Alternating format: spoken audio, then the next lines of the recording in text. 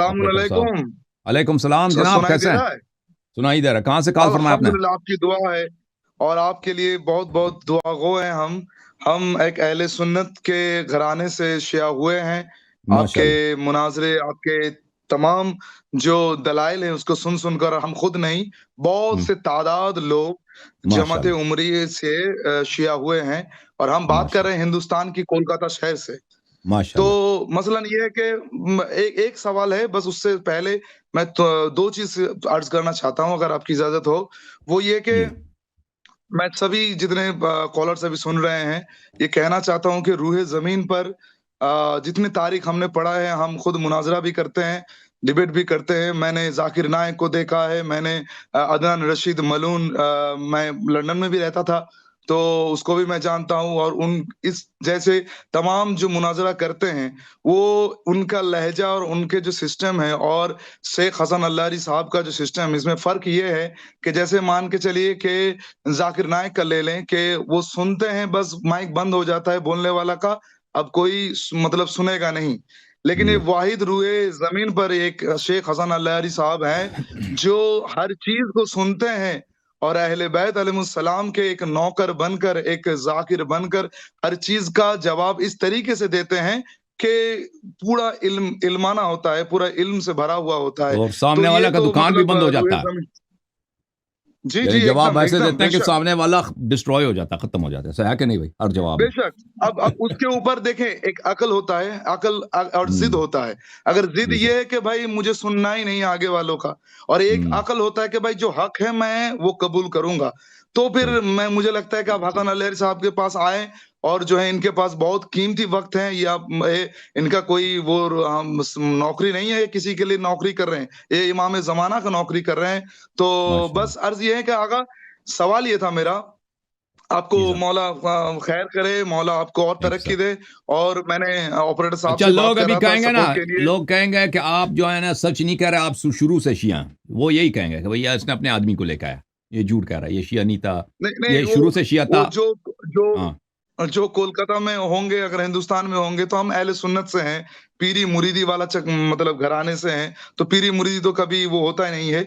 2 सवाल है उसी के सिलसिले में, मैंने ऑपरेटर साहब से भी जी बात सर, कर रहा बोलें था बोलें। कि आपके सपोर्ट के लिए सिर्फ़ ऐसा नहीं होता है कि मैं ये मानता हूँ कि शिया कौम इस वक़्त जिस तरीके से शेख हसन अल्लारी साहब जो काम को अंजाम दे रहे हैं, ये किसी की बस में नहीं है। इस दुनिया में हर कोई तो फेंकते बहुत ज़्यादा है, लेकिन ये इस तरीके के इस मतलब यहाँ पर इतना इल्म रखकर और सामने वालों को एकदम लॉजिकली समझाना, सिर्फ़ सिर्फ़ एक सुन्नी को नहीं, एक मुसलमान को नहीं, जो अगर दूसरे मज़हब के हैं, क्रिश्चियन हो, ज्यूइश हो, कोई भी हो, मैं ये समझता हूँ कि आपके सामने दम रखने वाला इस दुनिया में अभी कोई है नहीं।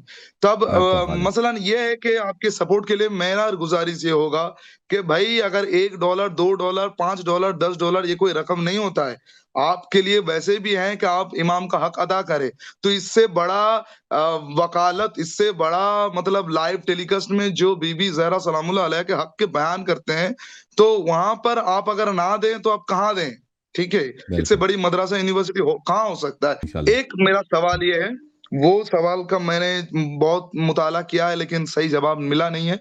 वो ये है कि ये लोग इज़िली, जो सलाफ़ी हैं, वहाबी हैं, वो इज़िली कहते हैं कि मज़ारात पे जाना, ठीक है? ये जो हुँ। है मज़ारत होना ही नहीं चाहिए। इसको जो है हुँ, हुँ। आप वो कर दें, क्या डिमोलिश कर दें, जैसे जन्नतुल बकी को कर दिए हैं। अगर करबला इनके अंदर, इनके गवर्नमेंट के हुकूमत के अंदर आता, जैसे सद्दाम मलून के अंदर था, तो उसने अटैक कराया था, तो ये लोग वो भी कर देते। तो इसके लिए मज़ारात के ऊपर कोई ऐसी दलाइल रेफरेंस जो स्ट्रेट फॉरवर्ड इसको एस्टेब्लिश करें कि भाई ऐसा नहीं है कि आप, हाँ, कुरान में ये है कि जो आम होंगे उनकी जो कब्र है वो आप मिटा दीजिए, उसके कोई निशाना ना ना रखिए। लेकिन जो हुक्म उम्मत के लिए है, ऐसा थोड़ी है कि वो हुक्म रसूल खुदा के लिए भी हो। ऐसा तो नहीं है, क्योंकि रसूल अल्लाह ने कहा कि रसूल खुदा को बाप मत कहो, लेकिन उम्मत को तो देखें, नहीं ये कहा एक कि भाई फ़र्ई बाप मसला किसी है। को बाप देखें, मत कहो। ये कि कब्रों को, क्या कब्र के ऊपर छत बना सकते हैं, नहीं बना सकते, ठीक है ना? ये एक फ़ुरूआत का मसला, जी, फ़र्ई मसला है।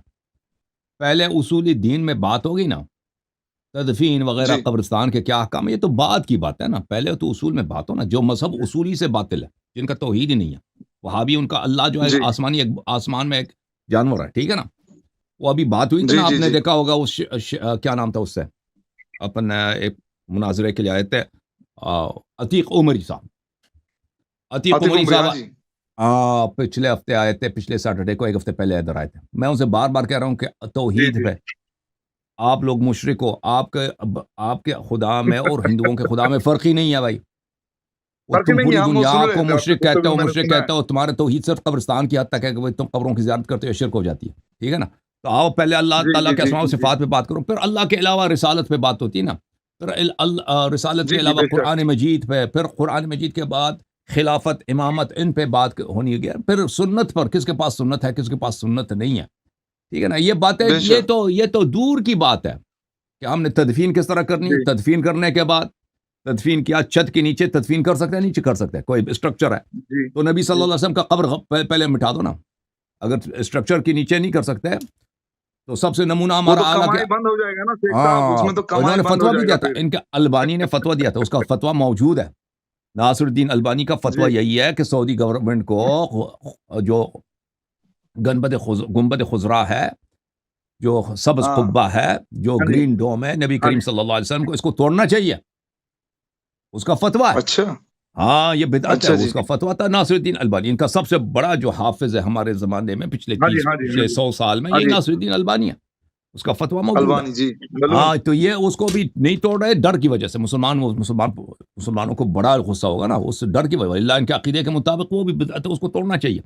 अब देख रहे हैं, अभी उनके ज़रिए मुबारक पे जी। कोई काम नहीं किया इन लोगों ने। अभी वही जो उस्मानियों के नहीं ज़माने नहीं, से है। कोई नहीं करा, पूरा अंधेरा है, कुछ नहीं है उस्मानियों के अंदर। ज़माने, उस जब तुर्की की खिलाफत थी ना, उस्मानियों की खिलाफत, उस ज़माने से जो काम हुआ है ना, जी, गुनबद, उसके बाद कोई काम नहीं किया इन लोगों ने।